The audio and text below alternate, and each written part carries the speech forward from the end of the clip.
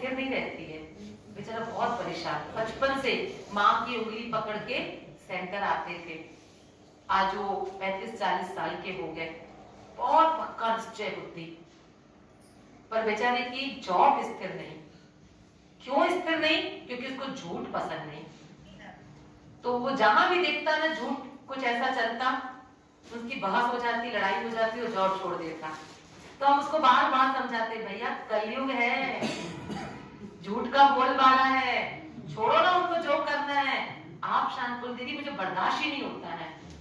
कितनी जॉब उसने छोड़ दी, लेकिन उसका नियम है, जैसे ही वो सेंटर पर आता ना, सीधा वो भंडारी के पास जाता। रोज का नियम है, किसी भी सेंटर पर जाए, वो चाहे 1 रुपए डाले कि 10 रुपए डाले, वो तो बाबा देख रहा है, वो देख रहा है, उनको पता और बाबा को पता। लेकिन उनका खुद का अनुभव है, दीदी मेरी जॉब स्थिर नहीं होती, बहुत परेशान रहता बेचारा। पर वो खुद कहता कि एक दिन भी बाबा ने मुझे भूखा नहीं सुलाया, मेरी जेब नहीं खाली हुई, पर्स में कभी वो दिन नहीं आया कि 10 रुपए का नोट भी ना हो। वो क्यों हुआ? क्योंकि उसने बाबा के घर में धन लगाया, है ना?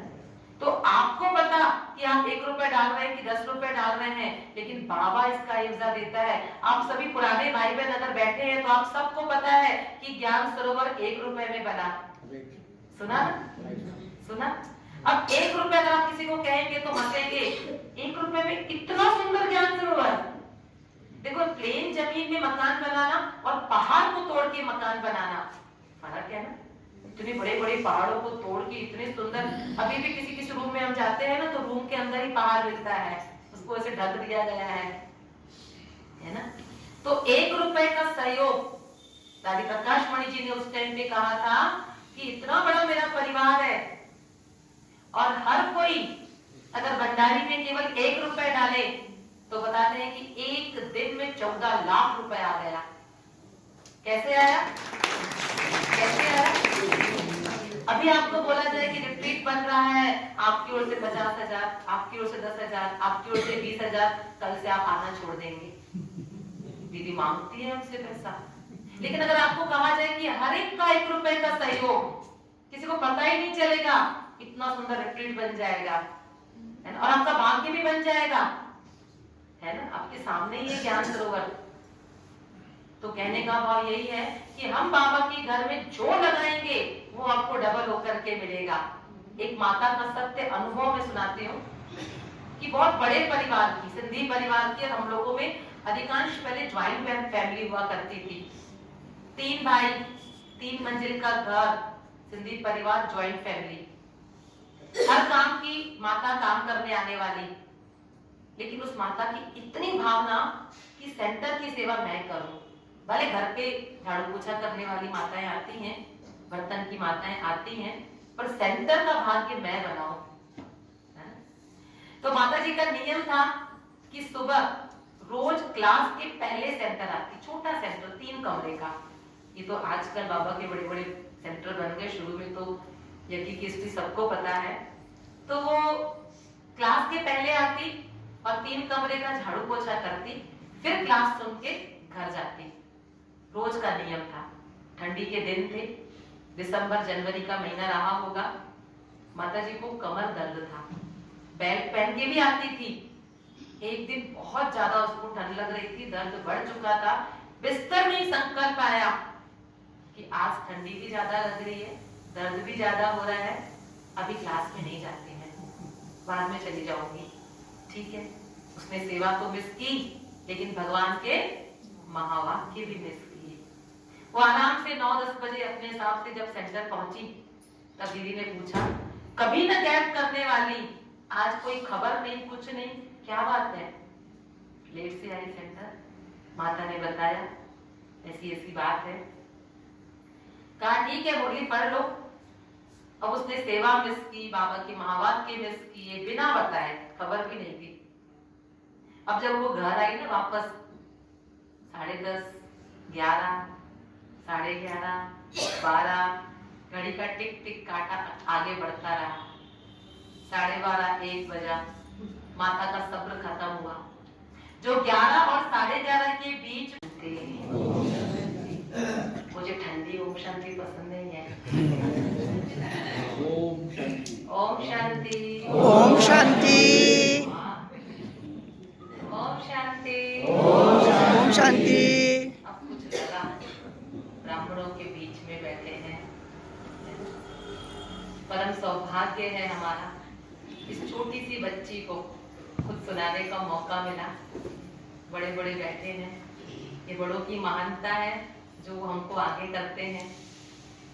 जगह जगह अभी जा रहे हैं लक्ष्य लेकर के कि सिंधियों की सेवा करनी है, तो परिचय भी जगह जगह यही दिया जा रहा है कि सिंधियों की सेवा। लेकिन मैं शुरू में ये कहूंगी कि बाबा ने हमको कहा आते ही पहला पाठ, ना तुम सिंधी हो ना तुम हिंदी हो, कौन हो? हिंदी। तो सिंधियों को भी बिंदी का ही ज्ञान दिया जाता है। हम भी बिंदी और हमारा पिता भी बिंदी है। वो केवल भाषा की वजह से सेवा का रिजल्ट बहुत अच्छा मिल रहा है। अभी जहां भी गए बहुत अच्छा रिजल्ट, और सबसे ज्यादा संख्या कल 500 से ऊपर थी।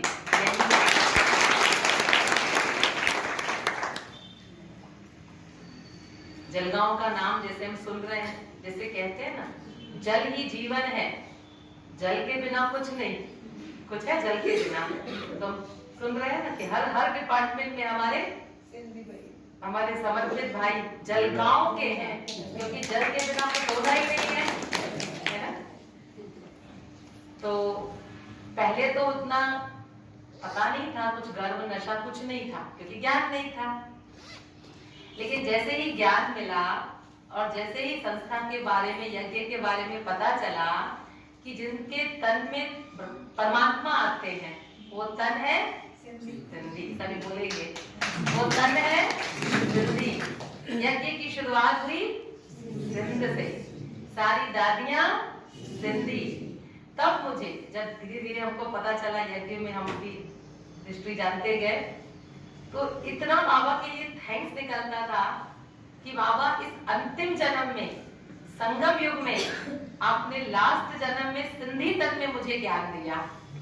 तो मुझे बहुत नशा चढ़ गया, और उसमें भी नशा इस बात का कि बाबा ने गुरु भाई बना दिया। सेंटर पर कुछ तो समझा, देखा हमारे में कि सेंटर पर रहने के लायक बन गए। बाबा कहते हैं संदली में हर कोई नहीं बैठ सकता है ना, मेरा गुरु भाई नहीं बैठ सकता। तो बाबा ने इस संदली में बैठने के लायक बनाया। अंतिम जन्म सिंधी तन में ज्ञान दिया। तो इस बात का बहुत नशा चढ़ गया। जब कभी मधुबन जाते और परिचय में पूछा जाता, तो वैसे तो ब्राह्मण है ही, पर लौकिक भी पूछा जाता, तो कहते कि हम सिंधी परिवार से हैं। तो सामने वाला फिर रिपीट करता, क्या सिंधी हो? तो और नशा चढ़ जाता। बोले अरे संस्था की स्थापना सिंधी। मैंने कहा हाँ सब सिंधी सिंधी, लेकिन ज्ञान है बिंदी का, है ना। बाबा कहते हैं उस टाइम यज्ञ में सुनते थे कि जो सिंधी में बात करेगा ना उसको पापड़ नहीं मिलेगा, क्योंकि सिंधियों को पापड़ से बहुत प्यार होता है। हम रोज पापड़ खाते घर में, बिना पापड़ के हम खाना नहीं खाते, है ना। लेकिन बाबा ने वो पापड़ खाना बंद करा दिया अगर सिंधी में बात करोगे तो अभी सेवा के भाव से सिंधी में बोलते हैं, क्योंकि उनको भी ज्ञान तो आत्मा परमात्मा का ही देते हैं। तो भाषा की वजह से एक अपनापन आता है ना, एक जुड़ाव हो जाता है। और सिंधियों में क्या होता है कि वो थोड़ा डरते हैं कि हम अपना गुरु नहीं छोड़ेंगे, तो इसीलिए एक नई सेवा की युक्ति रची और ये नया लक्ष्य लेकर के निकले हैं। बाकी आप सभी यहाँ पर ज्ञानी बैठे हैं, बाबा की मुरली के माध्यम से सभी के अंदर ज्ञान का खजाना भरपूर है। तो ज्ञानियों को ज्ञान की आवश्यकता नहीं है, ज्ञानियों को सहयोग की आवश्यकता है ना। हमको एक दूसरे का सहयोग करना है। ज्ञान तो अथाह है, आज हमको माइक मिला है, कल आपको माइक मिलेगा, तो आप भी बैठे बैठे घंटा ज्ञान सुना सकते हैं। लेकिन आवश्यकता है हमको एक दूसरे को सहयोग करने की, है ना। और कहते हैं कि गोवर्धन पर्वत एक उंगली से उठा, श्री कृष्ण की एक उंगली और सबकी एक उंगली के सहयोग से। तो अभी भी परमात्मा कलयुगी रूपी गोवर्धन पर्वत उठा रहा है हम सबकी एक एक उंगली से। और वो एक उंगली क्या है? स्व परिवर्तन। स्व परिवर्तन से विश्व परिवर्तन। सभी अपनी अपनी एक उंगली देखेंगे, पहली वाली, उसमें 3 खंड हैं कि 4? पक्का चेक कर लो, कोई जो लंबा व्यक्ति बैठा है उनके में 4 तो नहीं है। मैं इसलिए पूछ रही हूँ क्योंकि पिछली जगह मैंने क्लास कराई ना, बड़ी सभा में मैंने यही बात कही कि एक उंगली के 3 खंड, मनसा वाचा कर्मणा, तन मन धन। क्लास पूरी हो गई, लास्ट में एक व्यक्ति मेरे पास आया, दीदी आपने क्लास में कहा 3 खंड, देखो मेरे में 4 हैं। तब मैंने उनको कहा भाई साहब, बाबा चाह रहा है कि तन मन धन प्लस जन की भी सेवा करो, है ना, किसी की में नहीं होती 4था खंड। तो 3 खंड अर्थात बाबा कहते हैं मनसा वाचा कर्मणा और तन मन धन।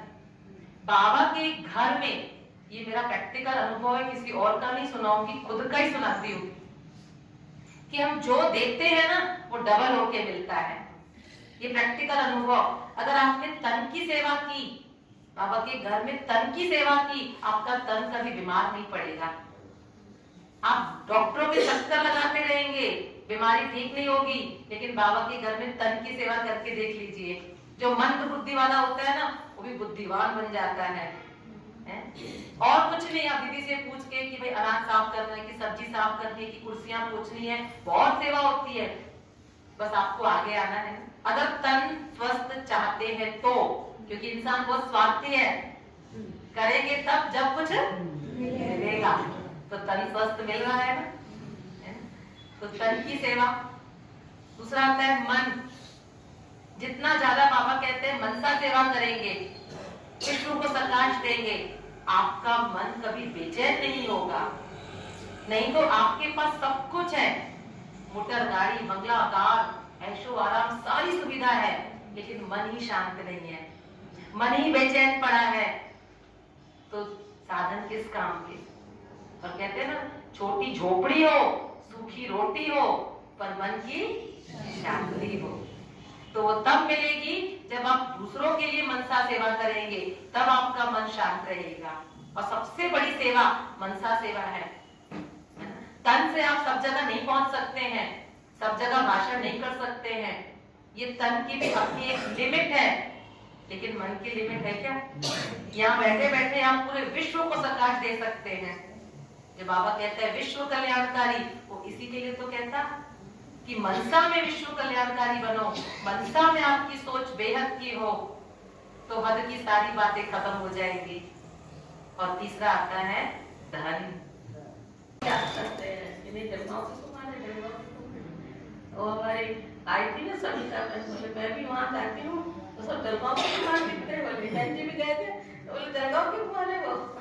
सभी डिपार्टमेंट में बड़े पोस्ट, डिपार्टमेंट में अपने सब 35 भाई बहन, भाई है। पहले तो 2 थी ना ग्लोबल हॉस्पिटल में, तो वो तो आ गई, अभी रिटायर हो गए वो वहाँ से, फिर इधर आ गई। हमारी, मैं उनका स्वागत कर देती हूँ, हमारी वर्षा में बहुत